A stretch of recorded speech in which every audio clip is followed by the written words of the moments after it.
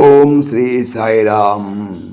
శ్రీమద్ భగవద్గీత 13 అధ్యాయంలోని 6-7 శ్లోకాల గురించి ఈరోజు తెలుసుకోబోతున్నాం. సాయిరామ్. భగవానుడు గత శ్లోకములో ఇలా తెలియజేశారు.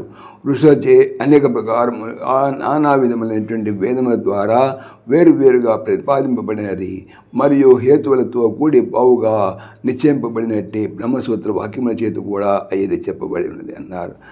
ఈరోజు తెలుసుకునేటువంటి 6-7 శ్లోకాల్లో ఇలా అంటున్నారు. మహాభూతాన్యహంకారో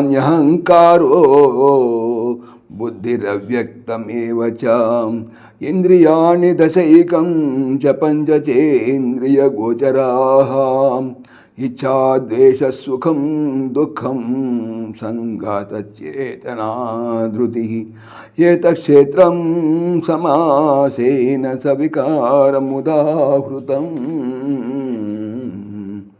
మహాభూతాని పంచమహాభూతములు, అహంకార అహంకారము, బుద్ధి అవ్యక్తం ఏవచ మూల ప్రకృతియు, దశ ఏకం చ ఇంద్రియాణి పంచ జ్ఞానేంద్రియములు, పంచ కర్మేంద్రియములు, మనస్సు ఒకటి, తర్వాత మొత్తము 11 ఇంద్రియములు అన్నమాట.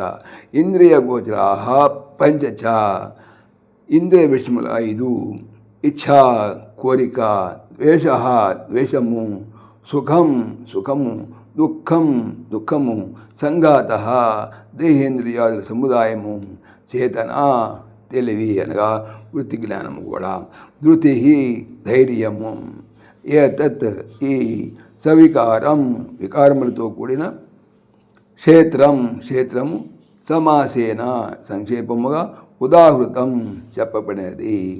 పంచమహాభూతములు, అహంకారము, బుద్ధి, మూల ప్రకృతి, 11 ఇంద్రియములు, 5 ఇంద్రియ విషయములు, కోరిక, ద్వేషము, సుఖము, దుఃఖము, దేహేంద్రియాదుల సముదాయము, తెలివి, ధైర్యము అను వీని సముదాయమై వికారసహితమైన క్షేత్రము సంక్షేపముగా చెప్పబడినది. ఇక్కడ క్షేత్రం అంటే కేవలం ఒక స్థూల దేహమే కాదు, సమస్త దృశ్యమును క్షేత్రమే. స్థూల సూక్ష్మ పంచమహాభూతములు, మనస్సు, బుద్ధి, అతి సూక్ష్మ అవ్యక్తము కూడా క్షేత్రము కిందకి లెక్కకు వస్తుంది. మనస్సు, బుద్ధి కూడా క్షేత్రములు చెందినవే కావున వారి వృత్తులకు ద్వేషాది దుర్వృత్తులు, నృత్యాది సద్వృత్తులు కూడా క్షేత్రం కిందనే లెక్కవేయబడినవి. దృశ్యరహిత నిస్సంకల్పాత్మస్థితి యందు ఆ ధైర్యాది సత్వ వృత్తులను కూడా దాటిపోవలసి ఉంటుంది. సాయిరామ్. ఓం దేవకీ నందనాయ విద్మహే వాసుదేవాయ ధీమహి తన్న కృష్ణ ప్రచోదయాత్. ఓం సర్వం శ్రీకృష్ణార్పణమస్తు. జై శ్రీకృష్ణ, జై శ్రీకృష్ణ.